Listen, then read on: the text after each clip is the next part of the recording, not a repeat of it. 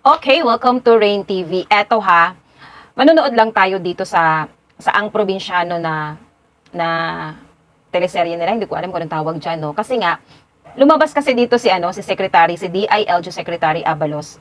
Ewan ko kung naging artista na ba siya dati tapos huminto. Parang tulad kay ano ba, kay Lito Lapid kasi nadunggan na naman gud na ako na yung apelyado na Abalos. Baka alam niyo din na artista siya dati pero ako hindi ko kasi alam eh. Kaya panoorin natin to kasi marami din ako mga nababasang mga comments doon no sa palabas ng Ang Probinsyano na to. Marami akong mga nababasahan doon yung baka yan yung bypass nila sa Batangas. Yan nababasa ko ha. Baka andyan yung driver, no? Ewan ko, ang dami kong nababasa. Tapos, baka tatakbong senador. Kasi para mas makilala siya, no, ng karamihan. Kasi alam naman natin na ang probinsyano ay kilala, no? Lalo na si Coco Martin, yung director.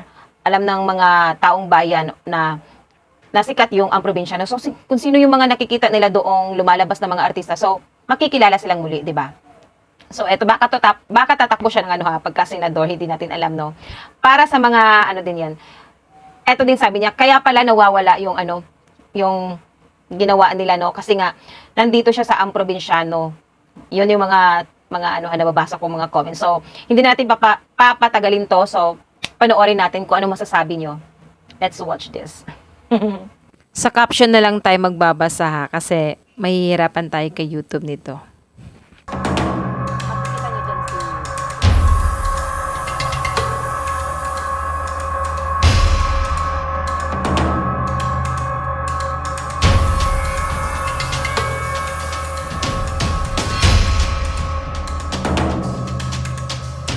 Yung galaw ni ano no, yung galaw ni Abalos, kinang... Ewan ko kung ano sa Tagalog ang iya ha. Very, ano siya, kanaganing hinay ug lihok ba? Pansin ko lang. Dahil sa ang probinsya. Tingnan nyo dito si ano ha, si Secretary Abalos. Kaya. The way po siya maghawak ng baril, parang hindi siya marunong. Ewan ko lang ha. Yan lang yung ano ko. Pansin ko dito. Magkano kaya yung talent fee ni Secretary dito no sa ang probinsyano? Kulang pa si Secretary Abalos dito ng training at saka acting workshop. Ganun.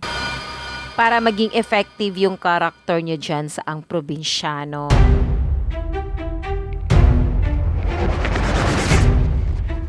Ito yung dapat i-considered no ni Secretary Abalos na bigyan niya ng pansin or isa lang alang niya yung ano, yung conflict of interest, no? Na kailangan or siguraduhin niya na hindi ito magdudulot ng mga issue. Kailangan yung tungkulin niya bilang isang public officials no na pinagkakatiwalaan siya ay mahalaga yung integridad at focus ka sa iyong trabaho, 'di ba? Bilang ikaw ay pinagkakatiwalaan no ng gobyerno o ng kung ano yung tungkulin mo diyan sa gobyerno, 'di ba? At yung ano din ha, yung time management, kailangan talaga 'yon. Kasi iba kasi yung pagiging artista, 'di ba? Yung pagiging DILG secretary mo, kailangan siya ng full time. Kailangan yung dedikasyon mo sa iyong trabaho. 'Yun ang mahalaga, 'di ba? Na hindi siya maaapektuhan, 'di ba? At isa pa, yung pagiging artista kasi nagiging ano din yan eh, parang nagiging full-time ka din yan kasi nga, syempre, nag-ano kayo, nag-shooting, di ba?